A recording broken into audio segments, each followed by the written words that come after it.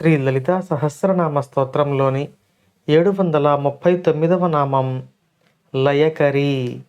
మంత్రస్వరూపంలో శ్రీ లయకర్యై నమః. మనం ఇంతకుముందు నామాలలో అమ్మవారిని లాస్యప్రియ అని కీర్తించుకున్నాం. అమ్మవారు చేసే లాస్యం వల్లనే ఈ సృష్టి నడుస్తోంది అని తెలుసుకున్నాం. ఆ లాస్యమును అమ్మవారు ఒక క్రమ పద్ధతిలో చేస్తారు కాబట్టి అందులో లయ ఉంటుంది. ఆ లయను తను చేసే ప్రతి కార్యములోనూ చూపే తల్లి లయకరి అని వసిన్యాది వాగ్దేవతలు ఈ నామంలో కీర్తిస్తున్నారు. ఒక క్రమ పద్ధతిలో జరిగే కదలికను లయ అని అంటారు. ఈ లయ విశ్వగమనానికి మూలమైనది.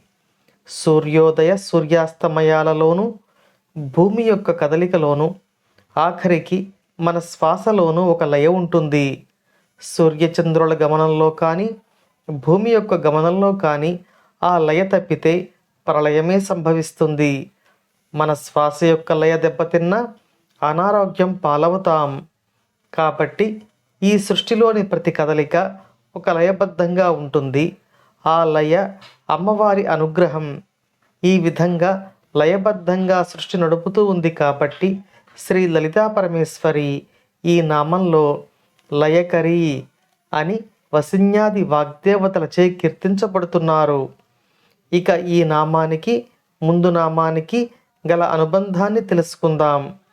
ఇంతకు ముందు నామంలో మనం అమ్మవారిని లాస్యప్రియ అని కీర్తించుకున్నాం కదా. అమ్మవారు చేసే లాస్యంలోని ఒక లయ ఉంటుంది.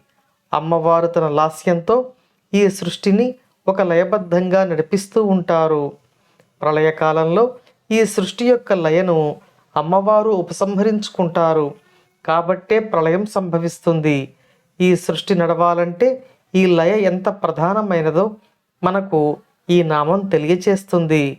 అటువంటి లయను విశ్వానికి అందించి మనలను రక్షిస్తున్న శ్రీ లలితా పరమేశ్వరి పాద పద్మములకు నమస్కరించుకుంటూ ఓం శ్రీమాత్రే నమః.